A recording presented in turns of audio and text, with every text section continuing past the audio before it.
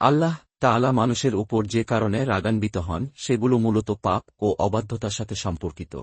নিচে সংক্ষেপে কিছু কারণ তুলে ধরা হল। শিরক করা, আল্লাহর সাথে কাউকে অংশীদার করা। শিরক সবচেয়ে বড় পাপ, যা আল্লাহ কখনো ক্ষমা করেন না যদি তাওবা না করা হয়। নামাজ পরিত্যাগ করা, নামাজ আল্লাহর কাছে সবচেয়ে প্রিয় ইবাদত। নামাজ না পড়া বা অবহেলা করা আল্লাহকে অসন্তুষ্ট করে। অন্যায় অবিচার করা, মিথ্যা বলা, চুরি করা, প্রতারণা করা এবং নিরপরাধ মানুষকে কষ্ট দেওয়া আল্লাহর ক্রোধের কারণ। বেইমানি করা, আল্লাহর দেওয়া আদেশ অমান্য করা এবং ইসলাম থেকে দূরে সরে যাওয়া। অভিভাবকদের অবাধ্য হওয়া, বাবা মাকে অবমাননা বা অবাধ্য হওয়া বড় পাপ, যা আল্লাহর রাগের কারণ হয়। প্রকৃতির ক্ষতি করা, আল্লাহর সৃষ্টি ধ্বংস করা বা পরিবেশের ক্ষতি করা।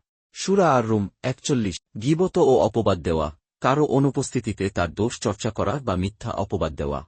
সূরা হুজরাত 12। আল্লাহ আমাদেরকে এসব পাপ থেকে বাঁচিয়ে তার সন্তুষ্টি অর্জন করার তৌফিক দান করুন।